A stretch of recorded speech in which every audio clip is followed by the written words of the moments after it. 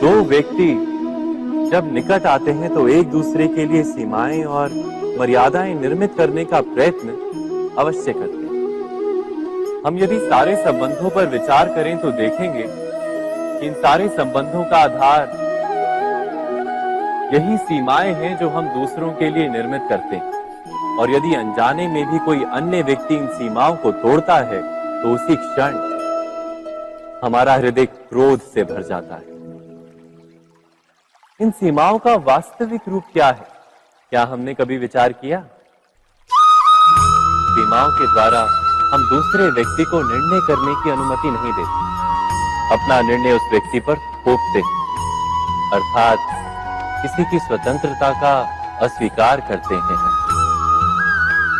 और जब स्वतंत्रता का अस्वीकार किया जाता है तो उसका हृदय दुख से भर जाता है, और जब वो सीमाओं को तोड़ता है तो हमारा हृदय क्रोध से भर जाता है।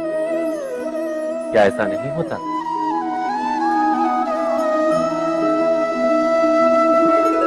पर यदि एक दूसरे की स्वतंत्रता का सम्मान किया जाए तो किसी मर्यादाओं या सीमाओं की आवश्यकता ही नहीं होती।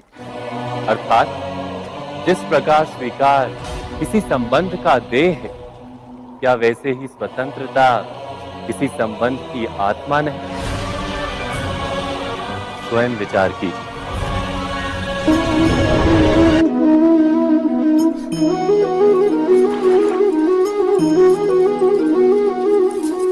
पिता सदा ही अपने संतान के सुख की कामना करते हैं, उनके भविष्य की चिंता करते रहते हैं।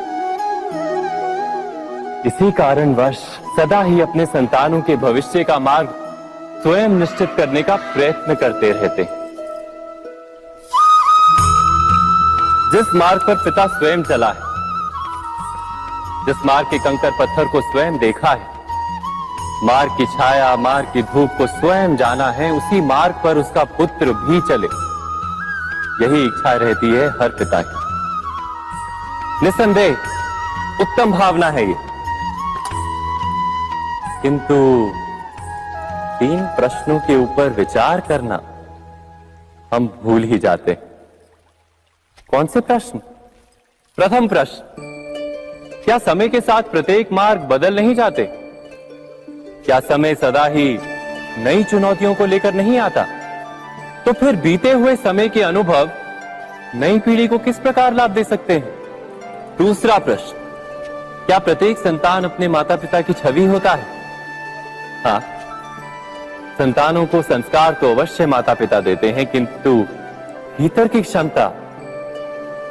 क्षमता तो ईश्वर देते हैं।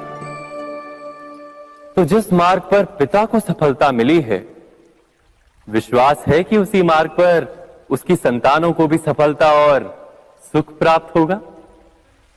तीसरा प्रश्न, क्या जीवन के संघर्ष और चुनौतियां लाभकारी नहीं होती? क्या प्रत्येक नया प्रश्न एक नए उत्तर का द्वार नहीं खोलता?